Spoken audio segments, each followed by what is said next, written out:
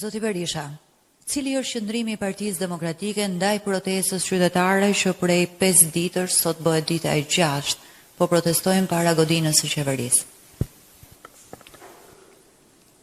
Qëndrimi ynë ne mbështesim plotësisht të drejtën e çdo qytetari për protestë, në mënyrë të palëkundur. Qëndrimi ynë është ky. Ajo është një protest, nuk është e thirrur nga Partia Demokratike dhe nuk ka asnjë thirrje që të mbështetet nga Partia Demokratike. Kështu që ne, në moralin e plot të qëndrimit ndaj protestave, nuk kemi asnjë tendencë që të kemi, pra, qëndrimi ynë është respektimi i plot i protestës. Nuk mund të marrim përsipër asnjë hap i cili mund të krijojë debat të çfarëdo lloji. Pra ne respektojmë, kemi theksojmë, qytetarët e lirë qytetarët e lirë kanë të drejtën të protestojnë për çdo gjë që ata e gjykojnë të arsyeshme. Partia Demokratike ka agjendën e saj të protestave dhe kur ajo thret protest, ajo është e hapur për të gjithë qytetarët që duan të angazhohen. Në këtë kontekst, ne, thash dhe një herë, respektojmë plotësisht protestën. Zoti Berisha, a do ta konsideronte të vlefshme hetimin e SPAK-ut për çështjen Balluku Partia Demokratike nëse SPAK e zgjeron hetimin dhe kërkon heqjen e imunitetit, rikërkon në kuvend heqjen e imunitetit të zonjës Balluku së bashku me akuzën e re të korrupsionit ndaj saj? Unë mendoj se çështjen Balluku Rama raport me SPAK-un e ka mbyll përfundimisht. Nuk do e mbyll kurrë raport me opozitën. Ky është qëndrimi ynë. Ky është ajo çka ne mendojmë. Ai në raport me SPAK-un e ka mbyllur përfundimisht, raport me opozitën nuk do ta mbyll kurrë. Ajo është një çështje që s'mbyllet kurrë.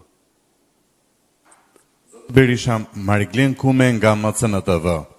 Pak ditë më parë, zoti Berisha, në prokurorinë e posaçme ishte një prej antarëve të Komisionit të Prokurimeve Publike, e thirrri SPAK-u, dhe thirrja e tij ishte në lidhje me çështjen e dosjes së Akshit.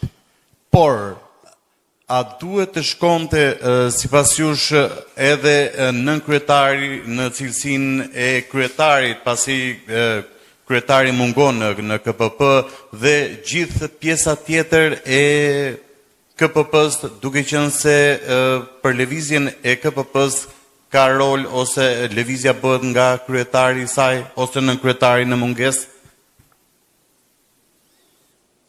Tani, ju i dishmitar që Akshi është jetimi pa shpresë.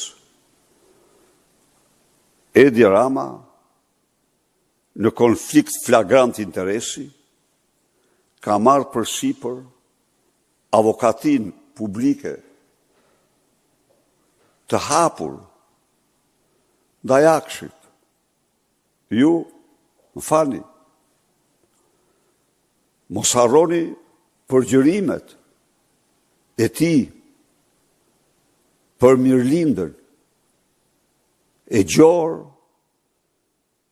që ka vjedh miliona euro, 10 milion euro të qytetarëve, që kryesonte një grup të strukturuar kriminal dhe që ky është shpalte të dlirt sa vetë pafajësia. Kjo është Mos harroni një moment tjetër.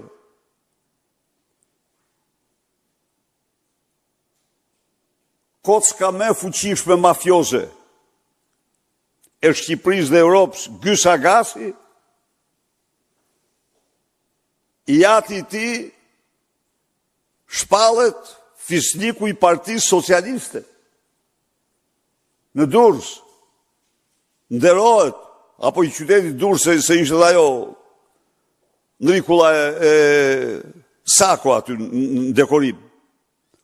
Çfarë ishte ai? Ai ishte një mesazh i qartë për prokurorin që mos guxoni të vazhdoni hetimin ndaj Gy Sagasit. Mos guxoni të hetoni babain e tij që i dha Durrësit dhe Shqipërisë një kriminal si Gy Sagasi. Mos hetoni pasuritë e tij. E kuptoni vetë, ju s'ka hetim aty. I ka marrë në dorë hetimin e ka Edi Rama. Gy Sagasi jeton i lirë, shëtit i lirë.